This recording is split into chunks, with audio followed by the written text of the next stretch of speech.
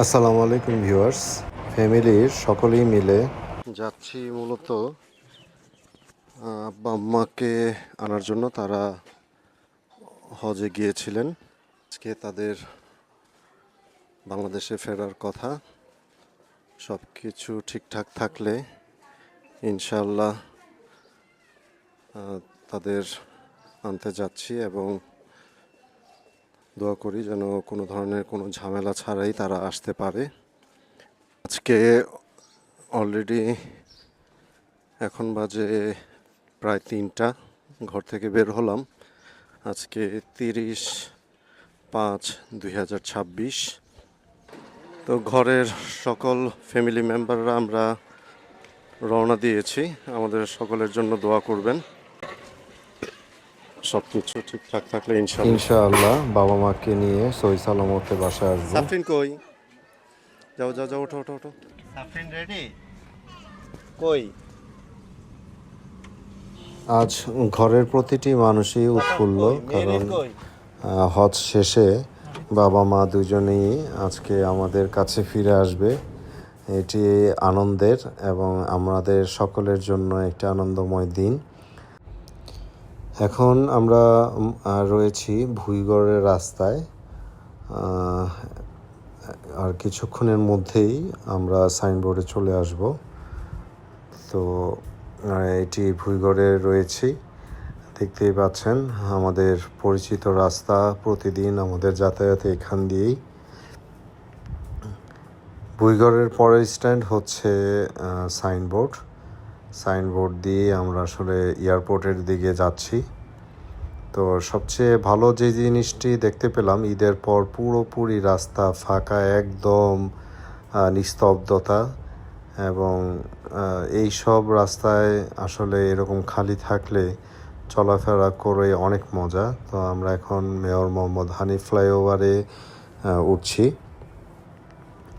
তো রাস্তা যতটুকুই আসলাম পুরোপুরি খালি ছিল, এবং যত দূর যাচ্ছি এয়ারপোর্টের দিকে, তো মনে হচ্ছে যেটা এখন আসলে যানজট নেই এবং থাকারও কথা না। এইসব ঈদের সময়টা আসলে এভাবে ঘুরেও আসলে একটা মজা। যে এই ব্যস্ত নগরী ঢাকা, যানজটের নগরী ঢাকা, এখন সেই যানজটটি নেই। এখন সেই তৃপ্তি নিয়ে আমরা আসলে ঘুরতে পারছি বা গন্তব্যস্থলে খুব দ্রুত চলে যেতে পারছি। তো এটাই আসলে আমাদের ঢাকাবাসীদের একটাই মাত্র চাওয়া, অন্তত রাস্তাঘাটগুলো যদি এরকম সবসময় থাকতো যানজটবিহীন, তাহলে সর্বক্ষেত্রে সকলের জন্য সুবিধা হতো। এক জায়গা থেকে আরেক জায়গায় দ্রুত যাতায়াত করতে পারলে সময় বাঁচে এবং কাজের মানও বৃদ্ধি পায়। তো সরকার চেষ্টা করছে যাতায়াতের বিষয়গুলো তারা মাথায় নিয়ে ওইভাবেই কার্যক্রম চালিয়ে যাচ্ছে।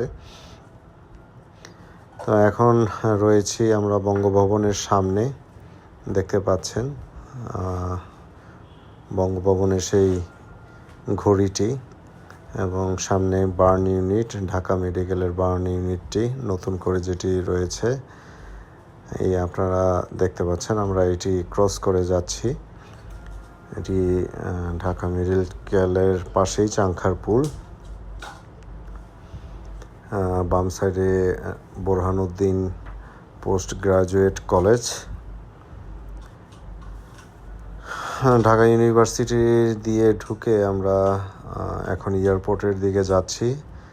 তো যেটা বলছিলাম যে রাস্তায় আসলে কোনো ধরনের কোনো জ্যামজট নেই, পুরোপুরি ফাঁকা। এই সময়ে গাড়ি খুব দ্রুত যাচ্ছে এবং খুব ভালো লাগছিল, সময়ও কম লাগছিল। এখন রয়েছে দোয়েল চত্বরে। এই দোয়েল চত্বরটি উত্তরা ব্যাংক পিএলসির থেকে করা হয়েছিল। তো এখন রয়েছি ঢাকা বিশ্ববিদ্যালয়ের সামনে থেকে। এখন দেখতে পাচ্ছেন জাতীয় ঈদগাহ ময়দান, তার পাশ দিয়ে যাচ্ছিলাম। দেখতে পাচ্ছেন আমরা পুরোপুরি যত দূর চোখ যায় মোটামুটি খালি পুরোপুরি রাস্তা। ঢাকা শহরের চাঞ্চল্য একদম নিস্তব্ধতায় রয়েছে এখন। যতগুলো রাস্তায় রয়েছে আমার কাছে কেন জানি এই কাকরাইলের এই রাস্তাটি আমার কাছে খুবই চমৎকার লাগে। কাকরাইল থেকে মগবাজার যাওয়ার যে রাস্তাটি, তো সবুজে ঘেরা অরণ্য এবং সবুজের সাথে মিলেমিশে এই রাস্তাটি খুবই চমৎকার। তো এখন যাচ্ছি, দেখা যাক আর কিছুক্ষণের মধ্যে হয়তোবা আমরা এয়ারপোর্টের কাছাকাছি চলে যাব। এখন মগবাজার ফ্লাইওভার ক্রস করছি। এখন আসলে এই রাস্তাঘাটে বের হলে বোঝা যায়, কারণ যে ধরনের রাস্তাঘাটে আসলে ভিড় এবং অর্ধেক রাস্তা আপনার দখল হয়ে যায়। এই দখল হয়ে যাওয়ার কারণে রাস্তাগুলো সংকীর্ণ হয়ে যানজট লেগেই থাকে। আর সবচেয়ে বড় বিষয় হচ্ছে, ঢাকা শহরে একটি প্রতিবেদন দেখেছিলাম, সেখানে উল্লেখযোগ্যভাবে লেখা হয়েছিল বা দেখানো হয়েছিল যে এই রাস্তার যানজটের প্রধান সবচেয়ে বড় মূল যে জিনিসটা দেখানো হয়েছিল, কয়েকটি কারণের মধ্যে একটি কারণ দেখানো হয়েছিল, বাসগুলো যেখানে যত্রতত্রভাবে পাকা করে রাস্তাতে যে যখন যাত্রী নামায় বা উঠায়, তখন পিছন থেকে জ্যামগুলো বেশিরভাগই লেগে যায়। এই বাসগুলো যদি সোজাসুজিভাবে রাখা যেত বা বাস স্ট্যান্ডের সাথে যাত্রী নামানোর যে একটি নির্ধারিত স্থানে সোজাসুজি রেখে করা যেত, তাহলে আসলে এই জ্যামজটগুলো লাগতো না। তো যেটি ভালো লাগছিল, আমরা এখন রেডিসনের সামনে দিয়ে যাচ্ছিলাম। যে রাস্তার যে অপরূপ সৌন্দর্য, যে আমাদের বাংলাদেশের প্রতিটি রাস্তাই আসলে সুন্দর, কিন্তু আমাদের ব্যবস্থাপনা এবং বেখালিপনার জন্য আসলে প্রতিটি রাস্তাই নানা ধরনের সমস্যায় জর্জরিত। তো নিয়মতান্ত্রিক চলতে পারলে আপনার এই রাস্তাগুলো খুব সুন্দর হয়। তারই বহিঃপ্রকাশ দেখতে পাচ্ছিলাম এই এয়ারপোর্টের সামনে যে রাস্তাটি, রেডিসনের সামনে যে রাস্তাটি। তো খুব চমৎকার লাগছিল। আমাদের বাংলাদেশেও ধীরে ধীরে এগিয়ে যায়, সেটা আমাদেরও প্রত্যাশা। হয়তো আর বেশিক্ষণ লাগবে না, এয়ারপোর্টের কাছাকাছি আমরা চলে আসছি।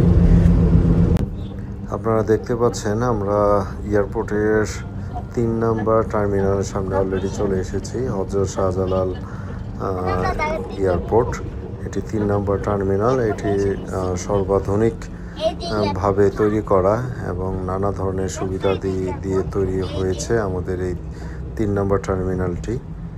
সেটার পাশ দিয়ে যাচ্ছে এখন।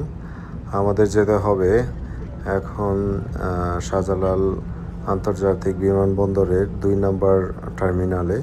সেখানেই ফ্লাইটটা ল্যান্ড করবে এবং বাবা মাকে এখান থেকে আসলে পিক আপ করতে হবে। তো বলতে বলতেই আমরা চলে এসেছিলাম।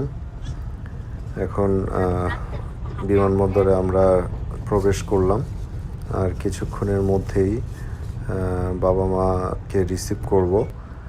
তাদের সাথে অলরেডি ফোনে কথা হয়েছে, তারা ল্যান্ড করেছে তাদের বিমান। তো আমরা সবাই গাড়ি থেকে নেমে গেলাম এবং 2 নম্বর টার্মিনাল সামনে যেতে শুরু করলাম। তো আজকে মোটামুটি অনেকেই ফিরতি ফ্লাইটে হজ যাত্রীগণ হাজিরা চলে এসেছেন। এটি প্রথম ফ্লাইটে যারা গিয়েছিলেন তারাই আজকে আসবেন। তো বাবা মা প্রথম ফ্লাইটেই গিয়েছিল, যার কারণে তাদের ফ্লাইটটা তাদেরও আজকে প্রথম ফিরতি ফ্লাইটে এসেছে।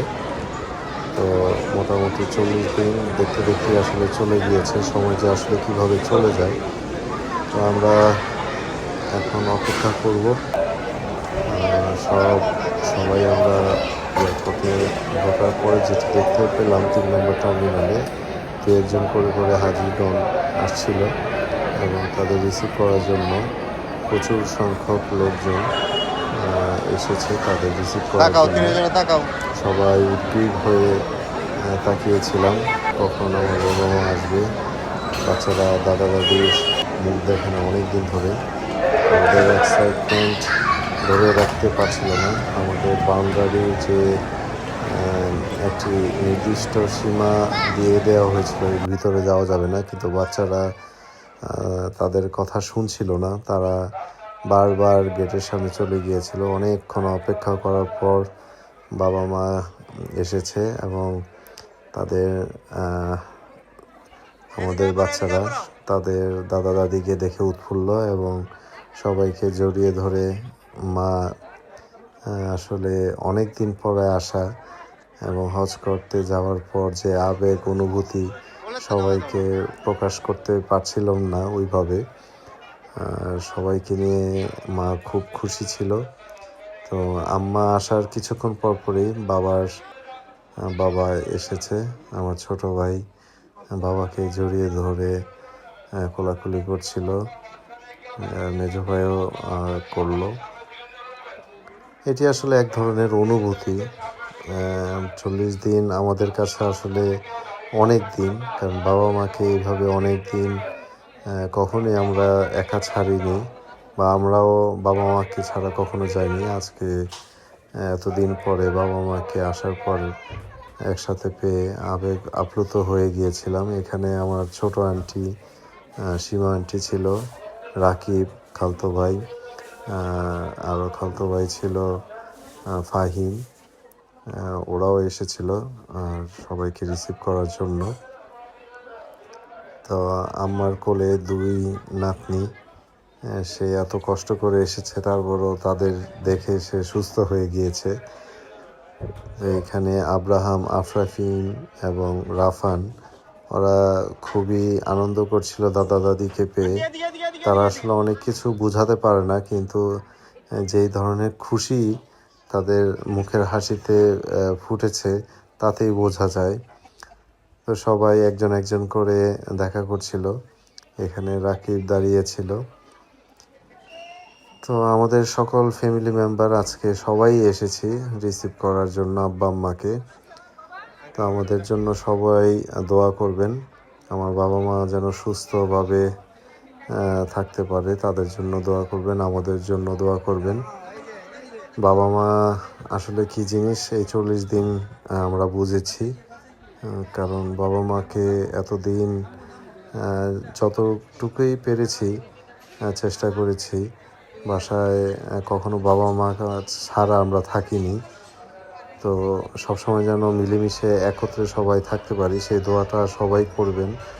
আমারও আল্লাহর কাছে একটি চাওয়া, আমরা যেন সবসময় একত্রে যৌথ ফ্যামিলিতে থাকতে পারি, সেই দোয়াটাই করবেন সবাই। আপনারা আপনার বাবা মা যতদিনই বেঁচে থাকে সবাই সম্মান করবেন এবং তাদের প্রতিটি জিনিস খেয়াল রাখবেন। আমিও চেষ্টা করি এবং আমরা 3 ভাই চেষ্টা করি বাবা মার দিকে খেয়াল রাখার জন্য। আমার বাবা খুবই আবেগে আপ্লুত হয়ে তাদের নাতিদের জড়িয়ে ধরে কান্না করছিল, আমাদের জড়িয়ে ধরে কান্না করছিল। আবেগগুলো আসলে ধরে রাখাটা আসলে খুব কঠিন, কারণ প্রথমেই বলেছি বাবা মা এতদিন পর এসেছে, কখনোই আমাদের রেখে এতদিন কখনোই একা ছিলাম না বাবা মাকে ছাড়া। তারাও কখনো আমাদের ছেড়ে কোথাও এতদিন থাকেনি। তাদেরকে আসার পরে কিছুটা রেস্ট করার জন্য একটা জায়গায় বসতে দেওয়া হয়। যেহেতু গাড়ির চাপ ছিল, গাড়িটি আসতে আমাদের কিছুক্ষণ সময় লাগবে, এই সময়টুকু তাদের বসতে দিলাম।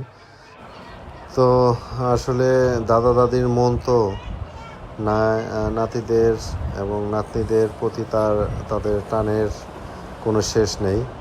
সে আসতেই রাকিবকে বলছিল ব্যাগ থেকে বের করে নাতিদের জন্য যে গিফট এনেছিল, শুজ এনেছিল, কোল্ড ড্রিঙ্কস এনেছিল, সেগুলো তখনই ভাগ করে দিচ্ছিল সবাইকে একটি করে, এবং আমরা সেগুলো আসলে উপভোগ করছিলাম। যাই হোক, আমাদের জন্য সবাই দোয়া করবেন, আমরা যেন সকলে একত্রে মিলেমিশে থাকতে পারি। আল্লাহ হাফেজ, আসসালামু আলাইকুম।